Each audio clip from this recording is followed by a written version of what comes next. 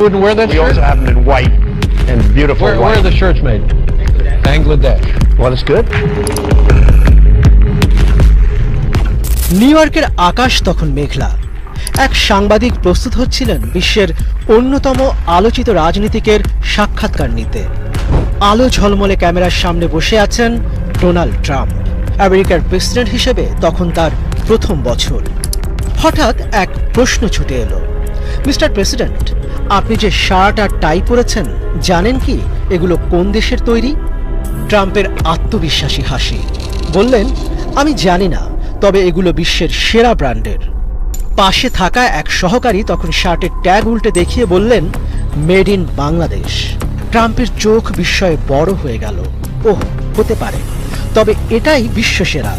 Bangladesh, that's good, this is beautiful shirt. একজন president যার পোশাক নিয়ে বিশ্বজুড়ে আলোচনা হয়, তিনিও বাংলাদেশি শার্ট পরেন। বিষয়টি যেমন অবাক করার মতো তেমনি গর্বেরও। বাংলাদেশ বহু বছর ধরে বিশ্ববাজারে পোশাক রপ্তানিতে অন্যতম শীর্ষস্থান দখল করে আছে।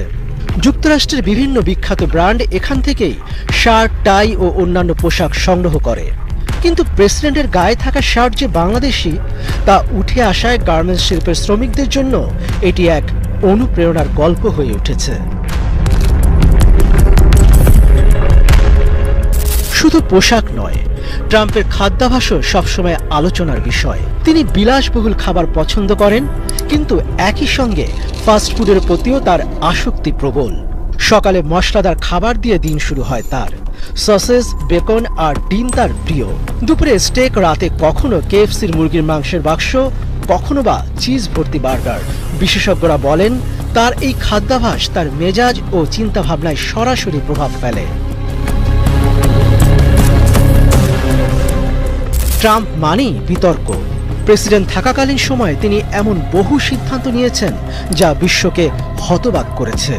চীনের সঙ্গে বাণিজ্য যুদ্ধ, মধ্যপ্রাচ্যে কঠোর নীতি, নেটোর প্রতি সন্দেহ, তার প্রতিটি সিদ্ধান্তই ছিল চমক। তার আচরণ যেমন অনেকের কাছে রহস্যময়, তেমনি তার রসবোধও মাঝে মাঝে আলোচনায় উঠে আসে। এই সাক্ষাৎকারও তার ব্যতিক্রম নয়। তিনি হয়তো জানতেন না, কিন্তু যখন জানলেন তখন অকপটে স্বীকার করলেন, বাংলাদেশি শার্টই সেরা।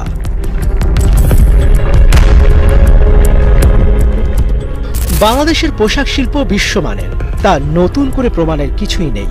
তবে ট্রাম্পের মতো বিশ্বনেতার পোশাকে বাংলাদেশি শার্ট থাকার ঘটনা নতুন আলোচনার জন্ম দিয়েছে।